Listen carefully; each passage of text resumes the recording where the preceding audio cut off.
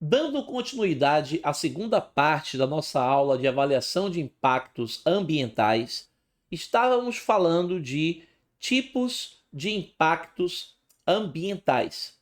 E vamos continuar aqui definindo os impactos ambientais. Vamos também nessa aula, nessa segunda parte da aula de avaliação de impactos ambientais, trabalhar as formas de estudar os impactos ambientais. Então aí as formas técnicas de estudar os impactos ambientais.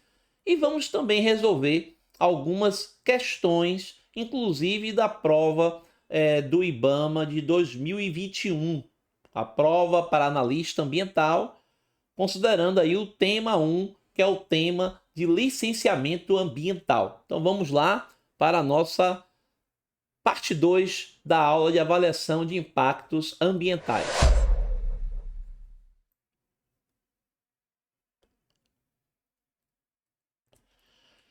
Então vamos lá, vamos retornar aqui. Eu vou pegar a nossa tela novamente e vamos aqui para os tipos de impactos ambientais. Quando a gente finalizou na aula passada, a aula anterior a essa, estavam falando de os impactos ambientais quanto à reversibilidade. Então, a gente tinha impactos reversíveis e impactos irreversíveis. E agora vamos quanto à magnitude.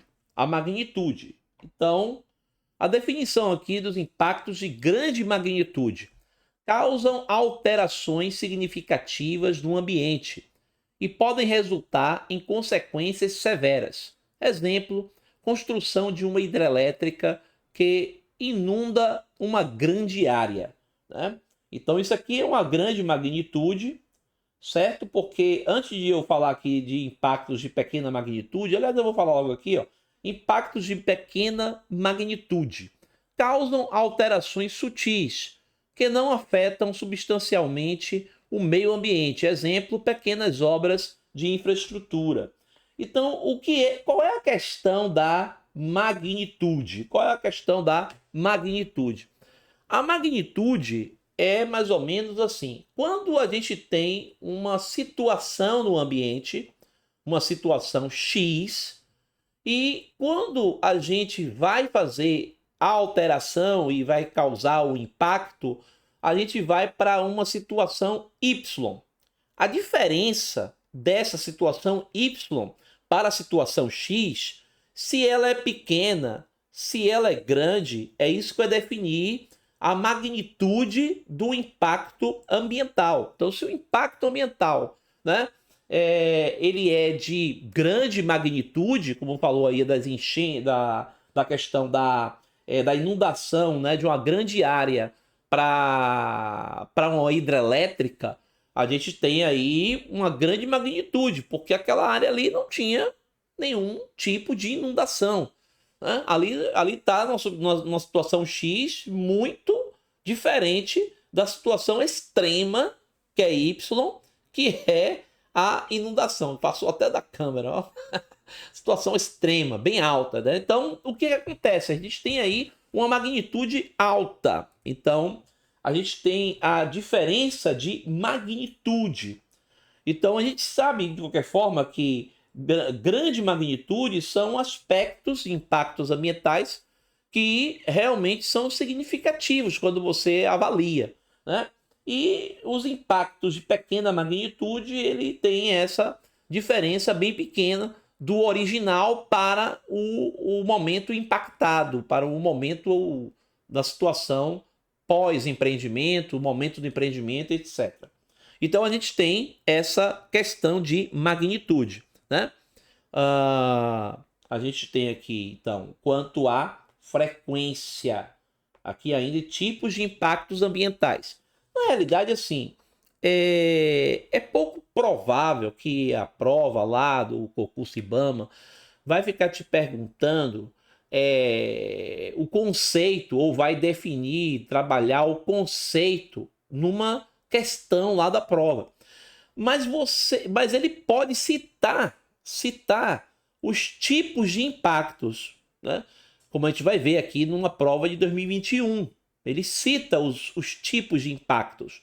Então, você precisa entender mais ou menos o que significa cada impacto ambiental, né? É interessante que a gente saiba isso, né? Então, aqui, dando continuidade, impactos contínuos ocorrem de forma constante, sem interrupções. Exemplo, poluição sonora gerada por uma rodovia movimentada. Então, a gente tem aí o impacto contínuo. Aqui um exemplo da rodovia. Então, é um tipo de impacto que a gente tem que avaliar e ver quais são as possibilidades, né, para reduzir esse impacto, mas não é todo impacto ambiental que a gente tem capacidade de mitigar, certo? Não é todo impacto ambiental que é possível mitigação, e nem por isso também, por não ser possível a mitigação de um impacto, a gente não vai é, aprovar o licenciamento. Não é bem assim, né? O licenciamento ambiental ele depende de diversos fatores, é uma avaliação de diversos impactos ambientais e a gente vai ter aí um balanceamento, né? Um balanceamento dos impactos ambientais negativos, que a gente está falando aqui, por exemplo, e impactos ambientais positivos, né? Daqui a pouco eu dou a definição desses impactos. Então, impactos periódicos ocorrem em intervalos regulares ou sazonais. Exemplo, poluição do ar devido ao uso de aquecedores em certas épocas do ano. Então, a gente pode ter alguma situação, né, em que os impactos ambientais daquela atividade sejam impactos periódicos, ocorrem, né, sempre em determinadas épocas, né, determinadas épocas do ano, intervalos regulares, sazonais. E os impactos ocasionais, que são, eles acontecem de forma esporádica ou em situações específicas. A exemplo aí do derramamento acidental de produtos químicos, né? Então, assim, dentro de uma avaliação de impacto ambiental, a gente tem lá, sei lá, armazenamento de produtos químicos, de uma atividade, de um empreendimento. A gente tem aí o transporte desses produtos químicos. A gente pode considerar que esses produtos químicos pode ter um acidente e ele pode derramar, né? E isso é uma possibilidade, não quer dizer que vai acontecer, mas é um impacto ocasional, né? É um tipo de impacto que pode acontecer, mas não quer dizer que ocorra. Se ocorrer, o que é que temos que fazer? Aí, no caso, vai que ocorra aí um derramamento de produtos químicos na rodovia de uma atividade de transporte e a gente precisa ver quais são as atividades de redução desse impacto para mitigar esse impacto que pode ocasionar, porque a gente vai ter impactos indiretos aí, porque o derramamento seria um impacto direto, né? Derramou os produtos químicos no local, um impacto direto, mas a gente vai ter impacto indireto, porque vai ter contaminação de solo, contaminação de águas, de rios, lagos, cursos hídricos em geral. Então isso pode acontecer, então a gente tem que estar preparado nessa avaliação de impactos ambientais e todas as formas de mitigar esses impactos e conduzir, né, para que o impacto seja mínimo, seja mínimo. Então esse é o objetivo da avaliação de impactos ambientais quanto à natureza. Aí, quanto à natureza, a gente vai partir lá para os especialistas, né? Porque a gente tem os impactos físicos, que alteram aí componentes físicos do meio ambiente, como água, solo e ar. Exemplo é a erosão do solo, certo? Então, a gente até falou sobre a erosão do solo aí na primeira parte dessa aula de avaliação de impactos ambientais, né? E impactos bióticos afetam organismos vivos como fauna e flora. Exemplo aí, contaminação de um rio que prejudica a fauna aquática. Então a gente tem aí impactos no meio biótico e os impactos socioeconômicos, que não deve ser desconsiderado no estudo de impacto ambiental e a RIMA, ou qualquer tipo de estudo ambiental, mesmo que ele seja simplificado como o famoso RAIS, o Relatório Ambiental Simplificado aí, que o IBAMA solicita para empreendimentos de baixo impacto ambiental, mas que no caso são licenciáveis pelo órgão federal, pelo IBAMA. Então, o impacto socioeconômico ele tem uma grande importância, principalmente hoje. A gente vê aí essas questões na mídia, né? Muito da mídia traz aí licenciamentos que não avaliaram corretamente os impactos socioeconômicos, impactos nas comunidades adjacentes ao projeto, à atividade, ao empreendimento.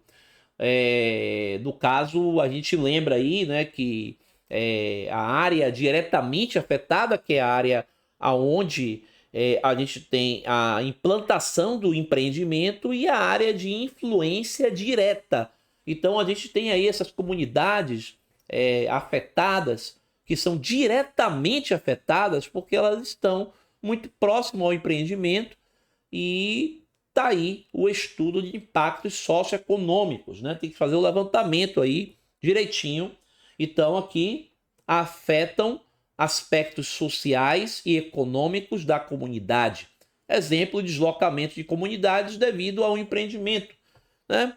Esse exemplo aqui seria, por exemplo, fazer uma hidrelétrica, construir uma hidrelétrica e aquela comunidade ter que ser toda deslocada para uma outra área, porque aquela área lá vai encher de água, vai alagar. Então, isso seria seria um impacto muito, né, grande, um impacto socioeconômico, que inclusive a gente teve esse impacto socioeconômico lá na Belo Monte, né?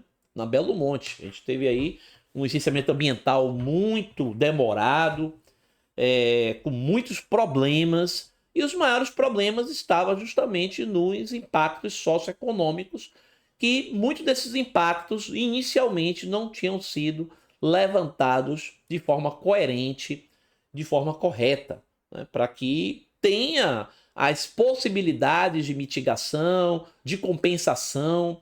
Então, para você avaliar uma forma de mitigar o impacto, compensar o impacto, você precisa entender bastante sobre aquele impacto ambiental. Ou seja, ele tem que ser bastante esclarecido, levantado. E por isso que a gente tem aí, né? Aliás, antes, né, de falar dessa parte, a gente continua aqui quanto à qualidade. E quanto à qualidade, né, é o que é bem colocado aí nas provas, que são os impactos positivos e os impactos negativos. Impactos positivos contribuem para a melhoria das condições ambientais e sociais. Exemplo, recuperação de áreas degradadas, mas a gente já colocou isso em aulas anteriores, certo? Que não é sempre assim, né? Então, por exemplo, a gente tem aí um município que está sendo beneficiado porque várias pessoas que serão contratadas para ser trabalhadores de uma obra próxima que é licenciada, certo? Essa obra pode contratar trabalhadores daquele município próximo. Então a gente tem aí várias pessoas sendo contratadas, temos aí várias pessoas utilizando os recursos de moradia no local, trabalhadores de outras regiões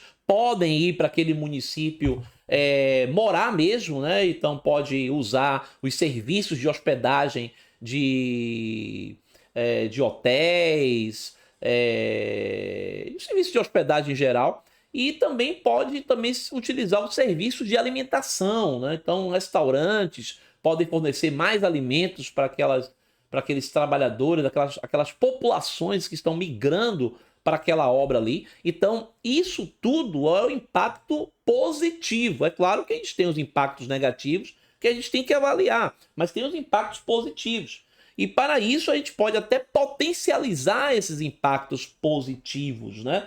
Criando aí planos, programas que vão potencializar os impactos ambientais positivos. Ou seja, qualificando melhor o pessoal para atender essa demanda, né? Tudo isso são formas de potencializar os impactos positivos. E os impactos negativos causam degradação ambiental, ou prejuízos sociais. Exemplo, poluição atmosférica causada por uma indústria e tudo que a gente já falou, certo? Basicamente são impactos ambientais negativos e que devem ser bem esclarecidos para que a gente possa ter formas de mitigação, de compensação desses impactos ambientais, né?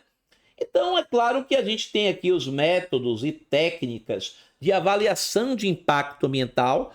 Lembrando que o objetivo aqui nessa aula é que a gente tenha assim, um conhecimento mais geral dessas técnicas de avaliação de impacto ambiental e a gente entender o que pode ser cobrado aí na prova do concurso IBAMA. Mas, assim, não vamos aprofundar nas técnicas, mas eu vou dar conhecimento suficiente para você entender a metodologia para essa avaliação de impacto ambiental, essa técnica, essa metodologia. Então, a gente tem aqui listas de verificação, chamado de checklists, né?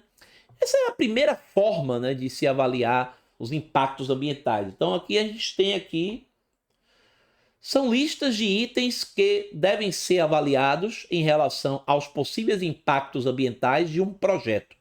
Então, a vantagem aqui está na simplicidade e facilidade de uso, fornecendo uma visão geral dos impactos possíveis, e as limitações podem ser superficiais e não contemplar todas as variáveis ambientais específicas do projeto. Então, essa lista é basicamente você juntar aí uma quantidade de especialistas relacionados que entendem do projeto, da atividade, e vai começar a levantar os impactos, né? Então, por exemplo, a gente tem uma atividade de mineração no local. Então, assim, de cabeça aqui, de cara, eu já sei alguns impactos ambientais de mineração. E que eu já posso levantar aqui, fazer um checklist, né? Começar a listar esses possíveis impactos aqui. Então, mineração a gente vai ter supressão de vegetação. Vai suprimir uma área de 50 hectares. Já tem aqui, ó, supressão de vegetação, retirada de vegetação, tá na lista aqui. A gente vai ter problemas de erosão, a gente vai ter erosão, a gente vai ter modificação do solo e vai ter erosão. Porque você vai modificar o solo, você vai minerar, então eu já vou ter essas modificações do solo, problemas de erosão, eu já vou começar a listar esses impactos. Então, os impactos ambientais no checklist é você listar esses impactos possíveis, certo? Isso é claro que pode ter falhas, porque assim você está listando, mas de repente você não consegue avaliar tudo. Isso depende, claro, de pessoas experientes naquela atividade. Então, a pessoa que tem uma experiência naquela atividade, ela já conhece os impactos ambientais, ela geralmente vai listando esses impactos e vai por aí, né? Até a gente pegar aqui o método ad hoc, né? Esse método ad hoc aqui ainda é um método e técnica de avaliação de impacto ambiental. Então a gente tem aqui, ó, flexibilidade e simplicidade. Não segue uma estrutura rígida, permitindo que os especialistas abordem os impactos ambientais de maneira adaptável e personalizada, considerando a natureza específica do projeto. 2. Dependência de especialistas, né? A eficácia do método depende fortemente do conhecimento da experiência dos profissionais envolvidos. Eles devem ser capazes de identificar e avaliar os impactos, mesmo em contextos com pouca informação prévia, né? Eu vou comentar aqui direitinho, mas deixa eu terminar. 3. Identificação dos impactos. Foca na identificação de potenciais impactos ambientais e na proposição de medidas mitigadoras, mesmo quando a quantidade de dados quantitativos disponíveis é limitada. E o 4 aqui, a utilização em fases iniciais. É geralmente utilizada em fases iniciais de um estudo ambiental, quando ainda há muitas incertezas sobre o projeto e os impactos potenciais, pode servir como base para direcionar estudos mais aprofundados.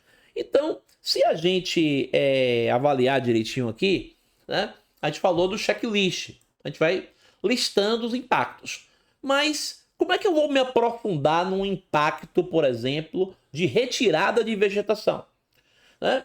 Eu, para me aprofundar no impacto de retirada de vegetação, mesmo que a gente não tenha feito nada disso ainda lá no empreendimento, tá tudo no papel, certo? Eu preciso de um especialista que conheça bem o que acontece quando a gente faz a retirada de vegetação. Então, lá vai definir, vai listar, né? Tá lá listado lá no checklist os impactos, e o especialista no método ad hoc, ele vai pegar lá e vai destrinchar aquele impacto ambiental com informação zero, ou seja, informação zero sobre o empreendimento. É mais ou menos o camarada, né? A camarada pegar aquele impacto ambiental e dizer assim: olha, eu conheço esse tipo de impacto ambiental, sei mais ou menos o que acontece quando ele ocorre, certo? E sei mais ou menos o que devemos fazer para mitigar esse tal impacto por questões de experiências prévias, experiências anteriores, né? Experiências que tivemos em outros estudos ambientais, outros empreendimentos semelhantes que foram implantados. Então, esse método ad hoc é justamente o especialista, ele falar do impacto ambiental, certo? De uma forma assim que ele não tem muito conhecimento do empreendimento em si, da localização, mas em si aquela atividade, aquele aspecto, né, e impacto ambiental que está ocorrendo, que, por exemplo, a retirada de vegetação, aquele especialista ele já entende mais ou menos o que precisa, o que acontece e o que é necessário para a gente, pelo menos, né, reduzir o impacto ambiental no processo de retirada de vegetação. Então, posso dar aqui uns exemplos básicos, né? No momento de retirada de vegetação, na supressão de vegetação, a gente tem aí os animais que moram naquela vegetação. E a gente vai ter que ter aí um programa bem, né, construído de resgate, de afugentamento e resgate, ou chama de salvamento de fauna, né? Então, esse tipo de programa de salvamento de fauna vai justamente resgatar, afugentar, salvar a fauna no momento que está acontecendo o processo de desmatamento da área, de supressão daquela vegetação. Então, isso são formas, né, que uma pessoa que entende da atividade, ela já está por dentro. Então, o método ad hoc tem que trabalhar com especialistas experientes que já conhecem da atividade e ele vai colocando isso no papel. Então, isso seria o método ad hoc. E o método aqui de superposição de cartas, chama também de superposição de mapas. Esse método, ele já é um método assim interessante porque é um método que vai levantar dados precisos, talvez não tão precisos, mas a depender do que você está precisando de dados, você consegue levantar dados precisos, certo? Então aqui é a combinação de dados espaciais, né? Então aqui os mapas temáticos, cada um contendo informações sobre um fator ambiental específico, são sobrepostos para fornecer uma visão integrada da área de estudo. Então, a sobreposição pode ser feita manualmente, analógica, ou com o uso de sistemas de informações geográficas, que permitem uma análise mais precisa e detalhada, né? Então, aqui, para poder a gente... Aliás, deixa eu explicar aqui rapidinho. Então, imagine, por exemplo, que a gente constrói um mapa de cursos hídricos daquela localização, daquele local. Então, a gente tem todos os cursos hídricos, a gente tem as áreas de APP, áreas de preservação permanente, as áreas de conservação, áreas prioritárias que não podem ser desmatadas. A gente tem ali um mapa de vegetação, outro mapa de curso hídrico, um outro mapa de solo. A gente tem diversos mapas temáticos que a gente vai sobrepondo, né? Esses mapas temáticos, nós vamos sobrepondo esses mapas E a gente consegue fazer uma análise mais integrada do projeto, porque a gente consegue, inclusive, avaliar as áreas mais restritas em questões ambientais e as áreas menos restritas, que a gente pode, por exemplo, tornar uma localização favorável para o empreendimento. Então, isso é o que nós chamamos de método de superposição de cartas, superposição de mapas, e isso, claro, depende de uma pessoa que entende bastante de trabalhar com mapas, com alguns softwares como o QGIS, por exemplo, né? Ajuda bastante, né? Fazer esses mapas temáticos e mandar para ver aí quais são as áreas mais viáveis para implantação. Então a gente tem aqui, ó, a visualização integrada. Ao sobrepor mapas temáticos, o método cria uma representação visual que facilita a identificação de áreas críticas onde múltiplos fatores ambientais estão em jogo. Então isso aqui é um fator muito importante. Essas áreas são visualmente representadas em cores e padrões que indicam um grau de sensibilidade ou vulnerabilidade ambiental. Que inclusive, né, a gente vai falar dessa metodologia também. E é a partir desse processo de superposição de mapas, mapas temáticos, que o IBAMA, inclusive, ele solicita bastante nos seus estudos, né, ambientais, que são os estudos ambientais que são apresentados ao IBAMA, que é o tal do mapa de sensibilidade ambiental, para justamente a gente avaliar quais são as áreas mais sensíveis, as áreas menos sensíveis, que, trocando em miúdos, seria justamente as áreas com mais restrições ambientais, as áreas mais restritas, e as áreas menos restritas, as áreas com menos restrições ambientais. Então, dando continuidade aqui, a gente tem aqui essa análise de multicritério. A técnica pode ser utilizada para analisar múltiplos critérios simultaneamente, atribuindo pesos diferentes a cada mapa temático, certo? Dependendo da importância relativa de cada aspecto ambiental, claro. O resultado final é um mapa composto que ajuda na priorização de áreas para conservação, mitigação e ou desenvolvimento do projeto, que são as áreas viáveis para o desenvolvimento do projeto. Então aqui está só uma coisa assim mais lúdica para a gente entender, né? Porque a gente pega aqui, por exemplo, mapa de solo, mapa de hidrografia, mapa de fauna, mapa de flora, mapa, sei lá, todos os mapas aqui, todos os mapas, e aí a gente vai sobrepondo esses mapas e a gente tem a sobreposição e uma avaliação muito mais viável, mais crítica, né, mais técnica, para que você possa ir e a sobreposição de mapas temáticos, né? E isso trabalha aí com o sistema de georreferenciamento.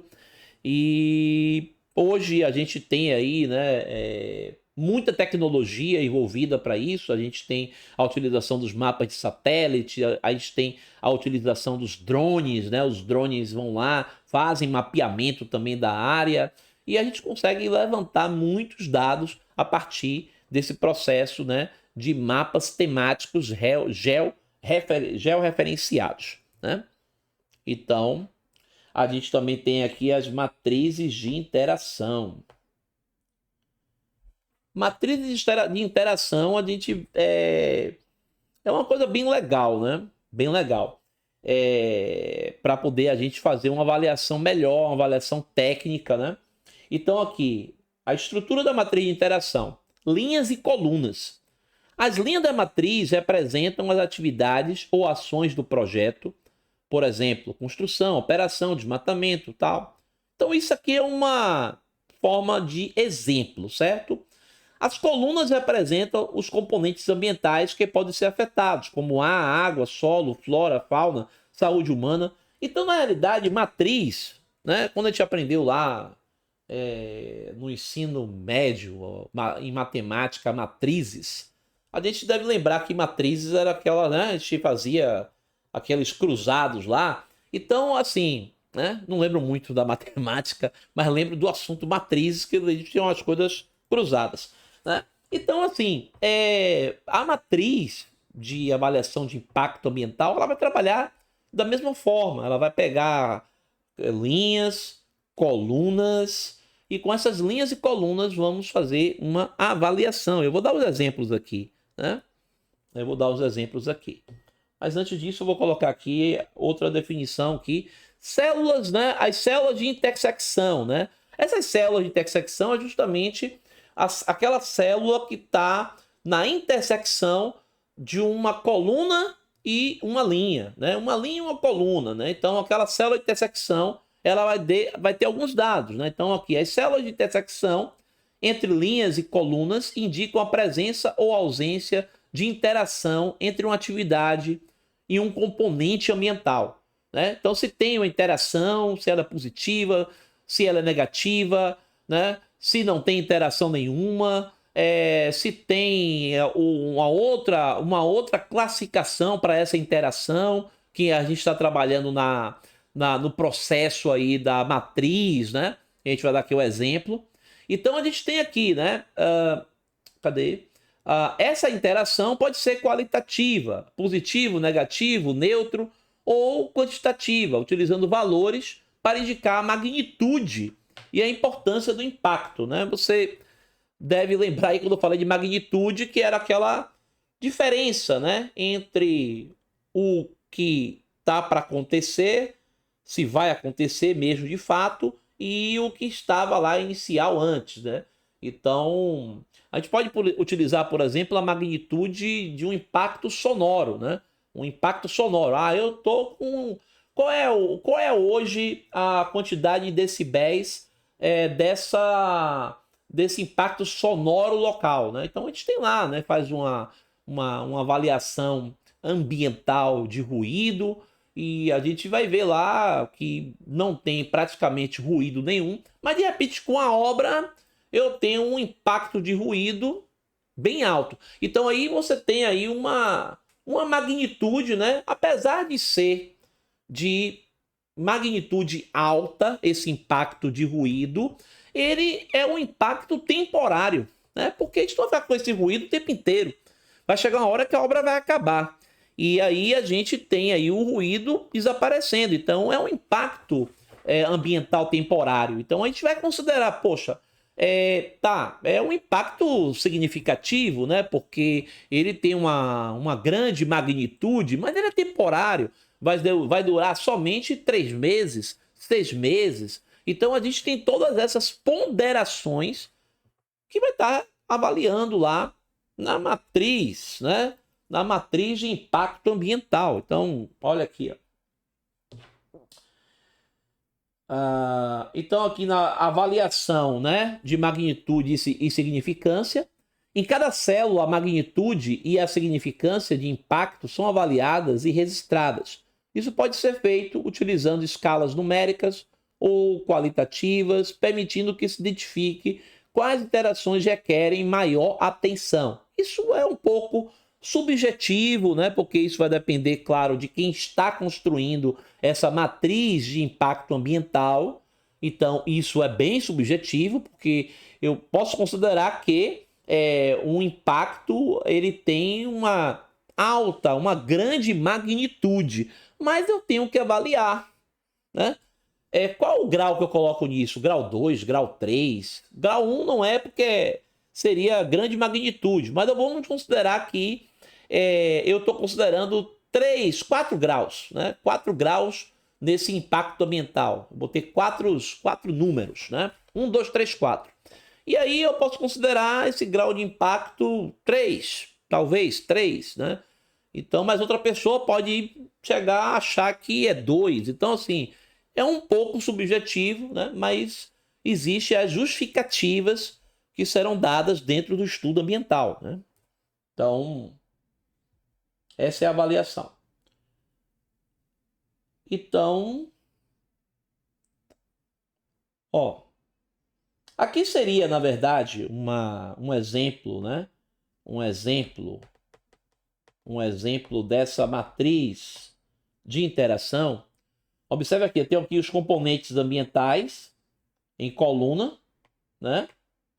Componentes ambientais, como desmatamento, movimentação de terra, construção da estrutura, operação da rodovia.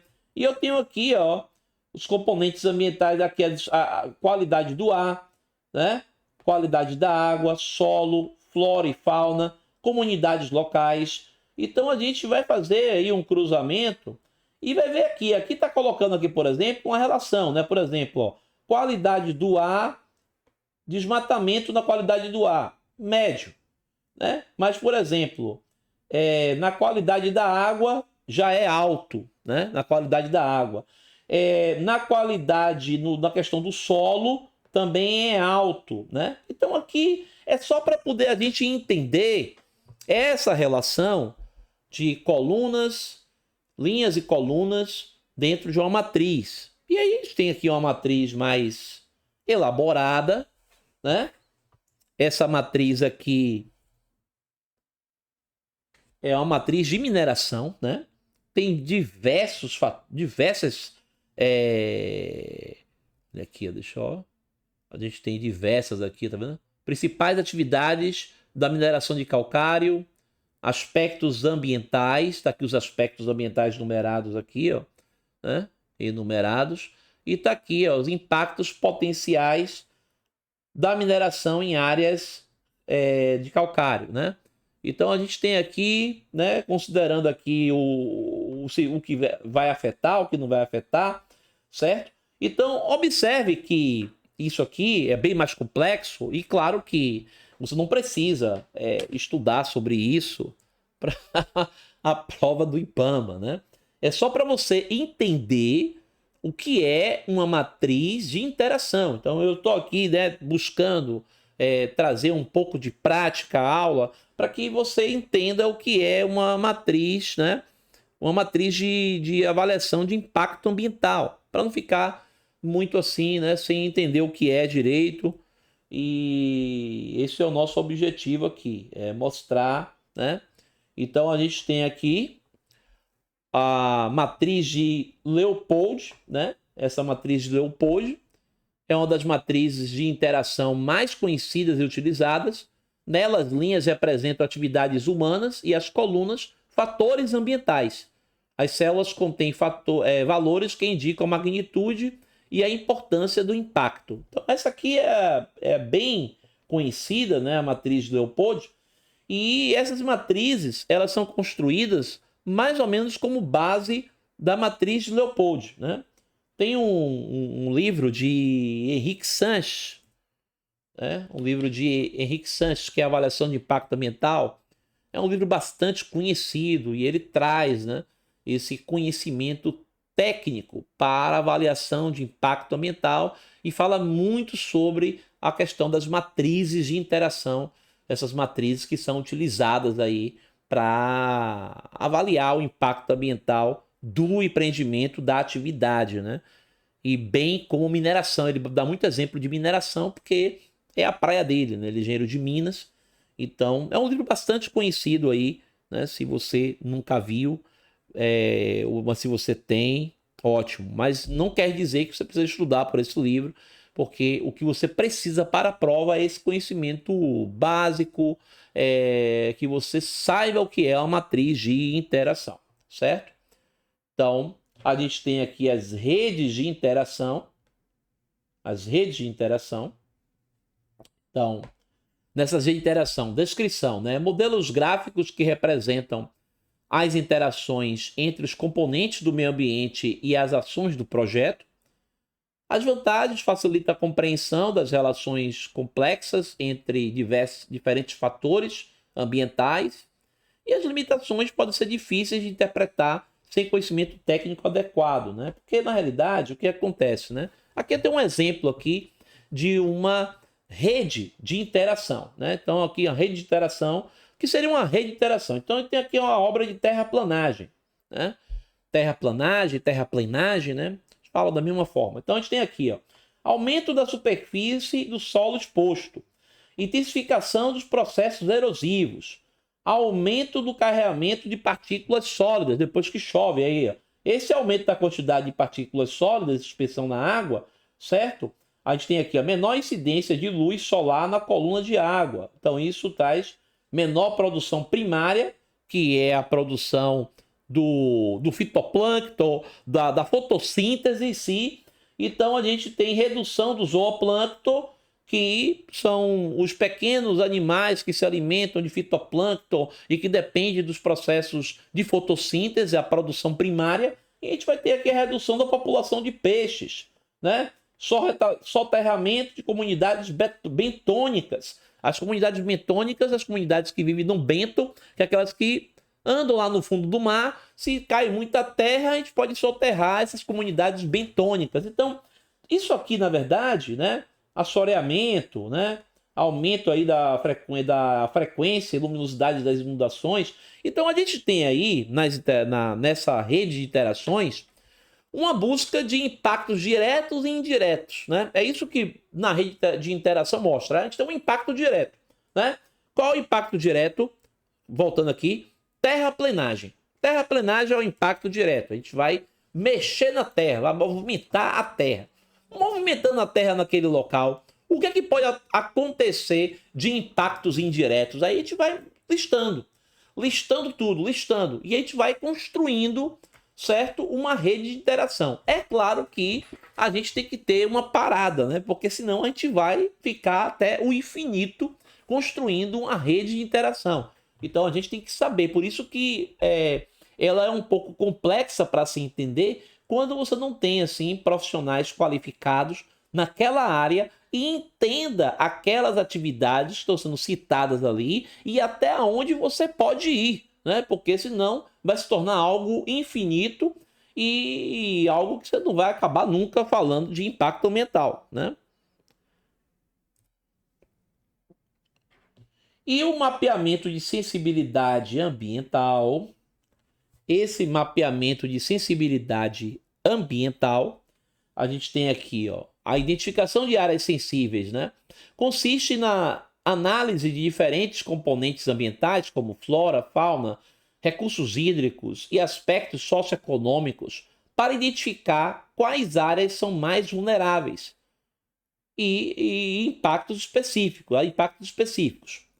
Então, a gente tem aqui áreas sensíveis podem incluir habitats críticos, zonas de recarga de aquíferos, certo? A zona de recarga de aquíferos são zonas que vão abastecer, né, os aquíferos. Ela vai absorver a água da chuva e vai recarregar esse aquífero. Chama de zonas de recarga, né? É por isso que quando se avalia uma área que é zona de recarga de aquífero, e ela se torna até zona de recarga de lagoas e outros cursos hídricos, a gente tem que impedir a impermeabilização, né?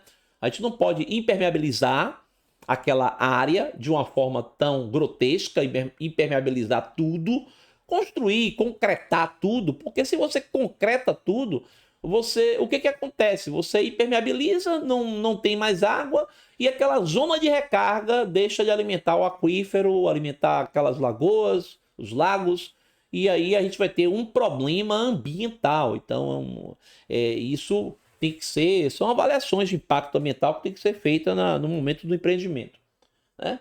E aí tá aí, né? Áreas de importância para a biodiversidade, entre outros, planejamento ambiental. Então, o objetivo mesmo é a gente fazer um planejamento, né, bastante crítico em relação a essas áreas mais sensíveis e as menos sensíveis, para a gente entender até que ponto podemos localizar aquele empreendimento ali. Então a gente tem aqui representação cartográfica. O método utiliza ferramentas de sistemas de informação geográfica, SIG, para criar mapas que representam visualmente a distribuição espacial de áreas sensíveis. Esses mapas facilitam a tomada de decisão e o planejamento ambiental. E vai lá novamente a sobreposição de mapas, né? A sobreposição de mapas. Sobreposição de mapas ou de cartas, né? Aqui o 3 aqui, classificação das áreas. As áreas são classificadas em diferentes níveis de sensibilidade, alta, média e baixa, com base em critérios como a presença de espécies ameaçadas, importância ecológica, vulnerabilidade à poluição e valor cultural ou econômico, né? Então, aqui também ainda para a integração em outros métodos. O mapeamento de sensibilidade ambiental pode ser combinado com outros métodos de avaliação de impacto ambiental, como listas de verificação, matrizes de impacto e modelagem ambiental. A modelagem ambiental é a que nós utilizamos aí com softwares de modelagem matemática. Algumas situações podemos avaliar por meio de modelagem, né? Por exemplo, a gente faz uma modelagem de um curso hídrico para saber como é que ele pode ficar depois do impacto do empreendimento. Então, em vez de a gente fazer contas na mão, a gente utiliza softwares hoje, né? Modelagens de poluição atmosférica. Então, o cara tá lá, vai lançar uma certa pluma de poluição atmosférica. Eu preciso avaliar até que ponto, até quando, até que localização aquela pluma de poluição vai chegar. Então, isso eu posso ter também softwares para poder trabalhar com a modelagem matemática desses impactos ambientais. Plumas também de poluição de efluentes. Um determinado efluente ele pode chegar até que localização no mar, no rio, né? Até que local aquela pluma chega, até que local ele impacta. Então, tudo isso hoje pode ser feito por meio, né, dessa modelagem ambiental, né? Que claro que isso vai exigir pessoas específicas, pessoas com conhecimentos específicos, que entenda bastante, que sabe utilizar esses softwares, né, que existem hoje, né? Então aqui, para fornecer uma visão mais detalhada e abrangente dos impactos potenciais, né? Então aqui está um exemplo, né? Isso aqui é um exemplo mesmo de um mapa de sensibilidade ambiental, né? Aqui está aqui todas as informações, né? Não dá para a gente ver aqui direito, mas são várias informações, né? Então aqui tem esse mapa relacionado a um mapa de sensibilidade ambiental de um processo de licenciamento de torres eólicas, né, de parque eólico. Então, é um parque eólico que foi licenciado pelo IBAMA e para implantar as torres, colocar as torres nos seus devidos lugares, né, e inclusive de áreas menos sensíveis, foi feita uma avaliação de sensibilidade ambiental e entregue ao IBAMA para justamente ver quais eram as áreas mais sensíveis e as áreas menos sensíveis. E se estava implantando, por exemplo, torres eólicas de um parque eólico em áreas sensíveis, a justificativa para isso e a forma de mitigação do que ia ser feito para poder reduzir esse impacto ambiental.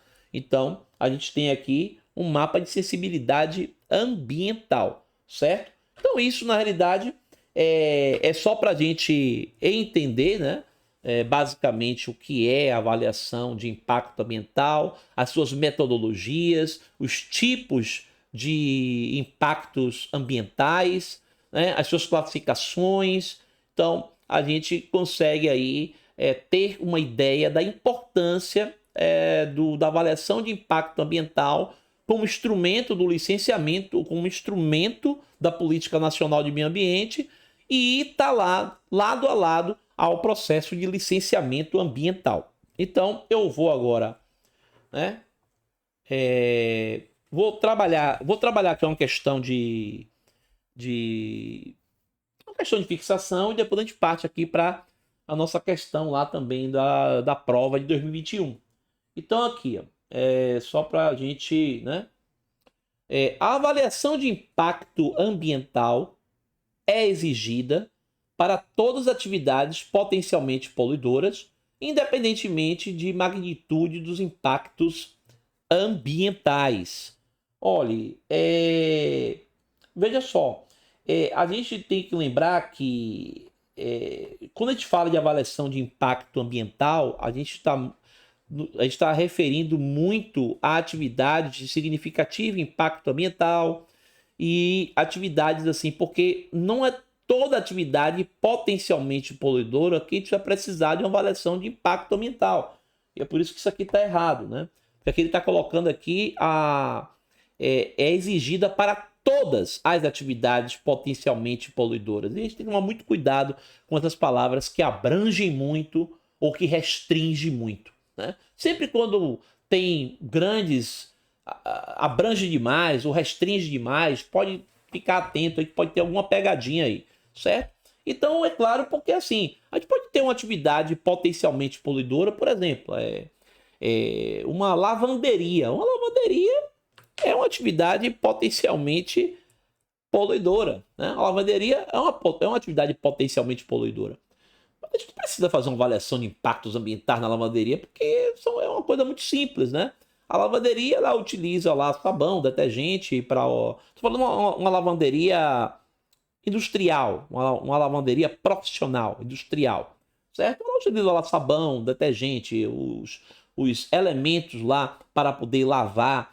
E tem uma geração de efluentes esses que não pode ir direto para o rio, para o corpo hídrico. Esse efluente tem que ser tratado por meio de uma estação de tratamento de efluentes. E a gente tem aí, depois de tratado, lançado, né, o efluente tratado nesse corpo hídrico, né, que vai ser monitorado para saber se a estação de tratamento está adequada, né? Mas assim, é considerado uma atividade potencialmente poluidora? É, porque se a gente não tiver a estação de tratamento de efluentes, ele vai poluir. Mas a gente só tem uma situação aqui para a gente deixar de que essa atividade polua. É ter uma estação de tratamento de efluentes. Então a gente não tem muito o que questionar, levantar avaliação de impacto ambiental, todos os dados, tal, porque na realidade é algo muito simples de se analisar, né, o que é necessário, né? Eu estou falando assim a grosso modo, é claro que no licenciamento de uma lavanderia industrial, que não vai ser pelo IBAMA nunca, porque é uma atividade de pequeno impacto, certo? Então nunca vai ser licenciado pelo IBAMA, né? E isso é licenciado ou pelo Estado ou pelo município, quando o município dá a prerrogativa, ou quando o Estado dá a prerrogativa ao município, por meio do seu Conselho Estadual de Meio Ambiente, considerando essa atividade de lavanderia como uma atividade de impacto ambiental local, mas isso vai depender aí do Estado, vai depender aí muito do Estado, certo? Em relação à questão do licenciamento aí, se é estadual ou municipal, mas nunca IBAMA, né? Mas estou dando aqui só um exemplo para a gente entender que essa palavra todas aqui é complicado, né? Então aqui o relatório de impacto ambiental, o RIMA, o relatório de impacto de meio ambiente, deve ser elaborado em linguagem acessível, visando a compreensão do público leigo. Isso aqui é certo, né? A gente tem toda a gente viu em aula anterior, né? E aí eu trago também para essa aula a questão do EIA-RIMA, porque tem muito a ver com a relação de avaliação de impacto ambiental. E a gente lembra aí que o RIMA é como se fosse uma revista do EIA. Então o EIA ele tem todas as informações científicas, muito bem científicas, detalhadas, e que só pessoas com conhecimento científico específico vai conseguir entender o que determinado especialista ali está falando, mas o RIMA ele deve trazer esse conhecimento acessível para a população leiga, a população que não tem conhecimento específico científico na área, mas ela vai entender o que está falando de impacto ambiental, né? Quais são os impactos, ela vai conseguir entender a viabilidade do empreendimento naquele local, perto lá das suas casas, né, perto das suas comunidades, entender a importância daquele empreendimento, e isso está lá no RIMA, né? O RIMA tem esse aspecto aí, né? Então, isso aqui está certo. né? A participação pública no processo de avaliação de impacto ambiental é opcional e depende da dispensa do órgão licenciador. Na verdade, quando a gente fala de avaliação de impacto ambiental, eu estou novamente aí falando que a gente sempre se remete aí à RIMA, sempre se remete a empreendimentos de significativo impacto ambiental e, logicamente, a participação pública não é opcional. A gente tem uma resolução CONAMA 07 de 89 que fala sobre as audiências públicas e a participação popular, a participação pública no licenciamento, ela não é opcional, ela é uma exigência, tem que acontecer a participação pública, é necessário ter. E é por isso que a gente vê aí, inclusive, muitos processos de licenciamento que não teve a participação pública devida, sendo cancelados pela Justiça, né? Ou o Ministério Público entrando aí com recomendações para que o licenciamento tenha uma participação pública devida, né? Então a gente tem aí essa questão e aqui está errado. Impactos sinérgicos são aqueles em que o efeito combinado de diferentes impactos é menor que a soma dos impactos individuais. Olhe, isso aqui está errado e eu vou explicar o que são os impactos sinérgicos, né? Os impactos sinérgicos, porque eu acabei não colocando aqui, mas eu vou fazer a explicação dos impactos sinérgicos, né? Que é chamado também impactos sinérgicos e cumulativos, né? Então, o que acontece, né? O que acontece aqui? Deixa eu pegar aqui minha canetinha aqui. Tá arriscando, né? Tá arriscando? Tá sim, tá arriscando.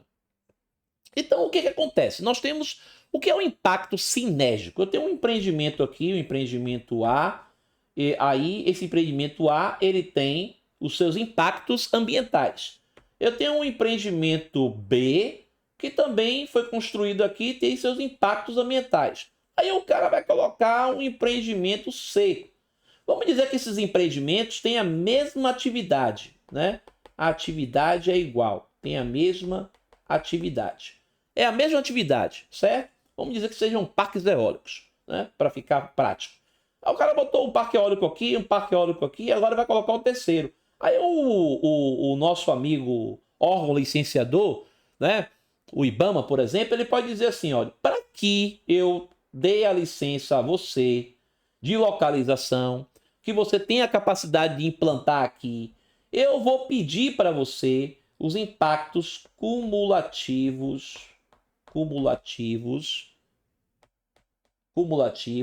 e sinérgicos. Né? Vou pedir para você os impactos cumulativos e sinérgicos, ou seja, eu quero avaliar os impactos que estão acontecendo aqui, os impactos que estão acontecendo aqui, com os impactos que vão ocorrer aqui, e eu quero somar tudo isso, porque vai dar um impacto bem maior, e eu preciso avaliar se é possível a sua implantação aqui. Então, o objetivo de avaliar um impacto sinérgico, cumulativo, sinérgico, é você ver esses impactos que se acumulam nos empreendimentos e que, de repente, no novo empreendimento, a gente não pode mais avaliar somente o impacto daquele empreendimento em si. Temos que avaliar também em conjunto com os outros empreendimentos que já estão implantados ou que vão ser implantados. E eu posso dar um exemplo aqui da questão lá da margem equatorial. Qual é a grande questão do licenciamento ambiental do IBAMA em relação àqueles poços de petróleo da margem equatorial, né? Lá perto lá do Pará, aqui no nosso país? E por que a licença está demorando? A Petrobras ela entregou vários estudos. É porque eu li, inclusive, o parecer técnico, né, do IBAMA. E o parecer técnico do IBAMA, ele pede justamente esses impactos cumulativos e sinérgicos de novos poços de petróleo que ocorrerão ali. E é por isso que ele quer, na verdade, uma avaliação da bacia sedimentar, uma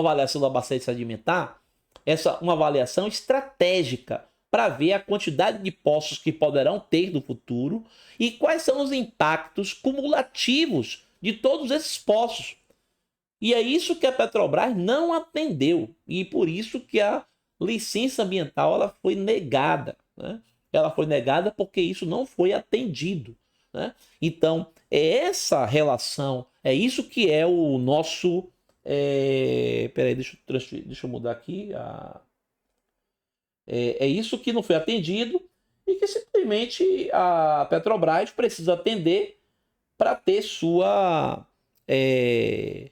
a sua licença ambiental aí, né, emitida, a sua licença. Então, aqui retornando aqui, os impactos sinérgicos são aqueles que o efeito combinado de diferentes impactos é menor do que a soma dos impactos individuais. Ele não é menor, ele é maior, né? Então a gente tem os impactos individuais. Eu mostrei aqui para você que quando vai, né, somando, vai aumentando, não diminui, aumenta, certo? Então a gente tem aqui agora, eu vou pegar aqui a questão da prova do IBAMA de 2021. Olha aqui, deixa eu tirar aqui a minha webcam. Pronto. Então vamos aqui, ó. Eu vou pegar aqui eu vou pegar aqui a questão. Perdoe aqui, saiu aqui uma ligação. Mas aqui, ó. Eu vou pegar aqui a questão. Cadê? 58. 58. 58.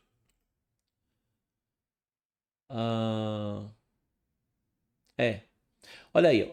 A 58, que o resto eu já resolvi.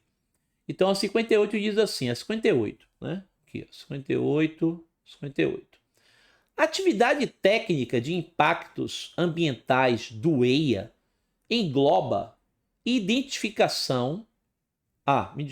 engloba a identificação, a magnitude e a interpretação de impactos relevantes positivos e negativos, diretos e indiretos, imediatos e de longo prazo, temporários e permanentes, além de sua reversibilidade, seu caráter cumulativo e sinérgico, bem como a distribuição de ônus e bônus sociais.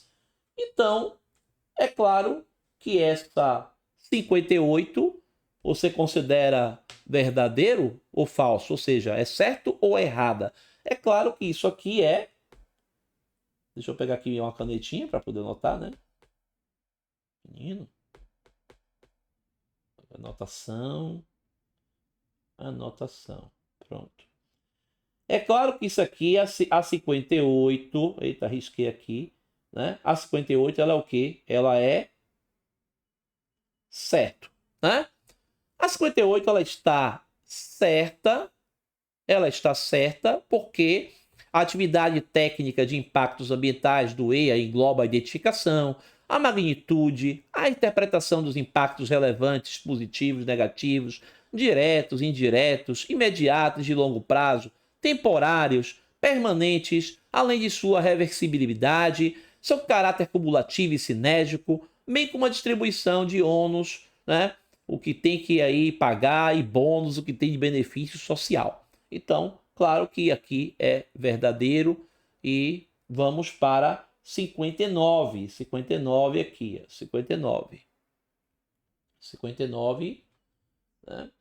Assim, análise. Deixa eu pegar aqui a borracha, apagar isso aqui. Pronto. A análise do meio socioeconômico no EIA para fins de diagnóstico ambiental da área de influência do projeto. Lembra que a gente tem aí a área de influência do projeto, a área de influência direta, a área de influência indireta, a área de influência do projeto. fica dispensada se a construção do empreendimento a ser licenciado for ocorrer em local objeto de zoneamento ambiental. Isso aqui é completamente errado, né? Completamente errado. E só para a gente lembrar aí o que é zoneamento ambiental. Nós tivemos uma aula específica de zoneamento ambiental. Eu expliquei o que era o zoneamento, né? E se você está aí perdido, vá lá para a aula de zoneamento ambiental, que já foi dada, e faça aí sua reprise, né? Dê lá mais uma verificada na aula, que não tem nada a ver com zoneamento. Ou seja, se tiver zoneamento ambiental, então está dispensado. Não existe isso. Isso aqui é loucura, né? A análise do meio socioeconômico do EIA para fins de diagnóstico ambiental da área de influência do projeto fica dispensada. Não existe isso, né? E assim, a gente tem que entender que nunca numa avaliação de impacto ambiental de uma atividade ou empreendimento de significativo impacto ambiental, ou até que não seja de significativo impacto ambiental, vai ser dispensado a avaliação socioeconômica. A avaliação socioeconômica hoje ela é de grande importância. A gente não, quando avalia impacto ambiental, a gente não está avaliando somente o impacto sobre os animais, sobre as plantas. Temos que avaliar também sobre as pessoas. As pessoas também são importantes, né? Então, errado. A 60. 60. 60. No EIA, no estudo de impacto ambiental, entre outros conteúdos, deve haver programa com finalidade de monitoramento de impactos positivos e negativos, contendo fatores e parâmetros a serem considerados. Bom, isso aqui é completamente certo, né? É uma coisa simples até de se avaliar. No estudo de impacto ambiental, nós temos que ter programa com a finalidade de monitorar os impactos positivos e negativos, né? Considerando aí os fatores, parâmetros a serem considerados, tem que considerar parâmetros. Quais são os parâmetros que nós vamos avaliar? Quais são os fatores, certo? Então tem que ter programas sim de monitoramento de impactos positivos e negativos, e isso é completamente correto, né? Então a gente parte aqui para 61. 61. O RIMA não apresenta a melhor alternativa do empreendimento a ser licenciado, uma vez que essa atividade é exclusiva do órgão ambiental licenciador. Olhe, isso aqui é completamente errado, certo? Porque o RIMA ele é apenas um resumo de uma forma acessível para as pessoas que não entendem cientificamente, tecnicamente, do que está sendo falado no estudo de impacto ambiental. No estudo de impacto ambiental, tem lá as 3 alternativas locacionais e tem a alternativa escolhida. A alternativa locacional escolhida, por qual motivo, por qual situação ela foi escolhida. E isso também tem que estar no RIMA, claro, tem que estar no RIMA, né? O RIMA é apenas um resumo, ele tem que estar de forma bem resumida, certo? O que foi feito no estudo de impacto ambiental, mas ele não pode faltar com nada do que foi desenvolvido no estudo de impacto ambiental. Então isso aqui é completamente errado, né? E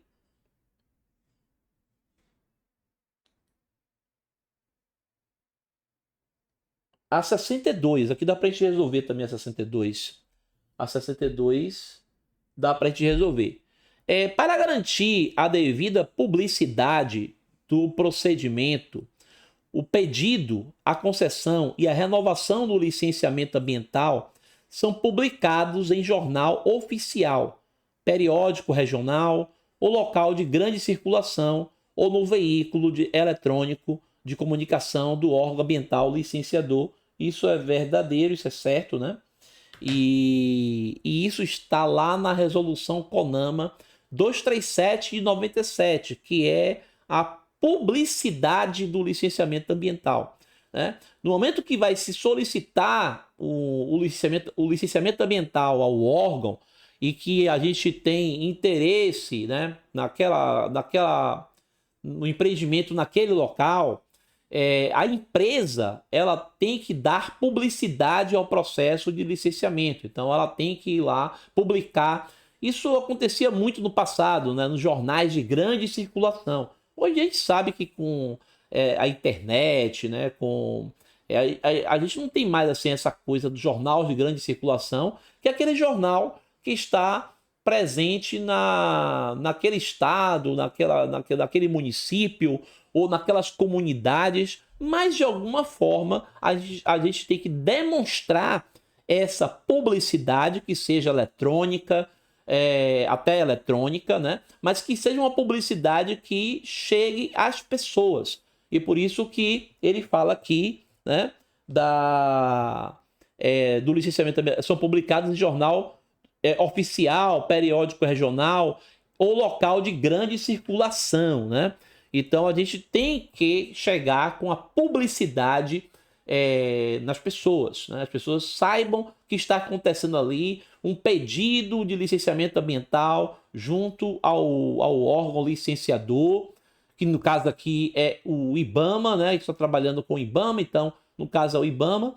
Então a gente vai ter que ter aí alguma forma de publicizar, né, de dar publicidade a esse licenciamento ambiental, né, do empreendimento, a atividade escolhida aí. Então, pelo que eu estou vendo aqui, a outra questão ela tem a ver com assuntos posteriores, assuntos que nós vamos trabalhar depois aí em outras aulas. Então a gente finaliza aqui essa aula, certo?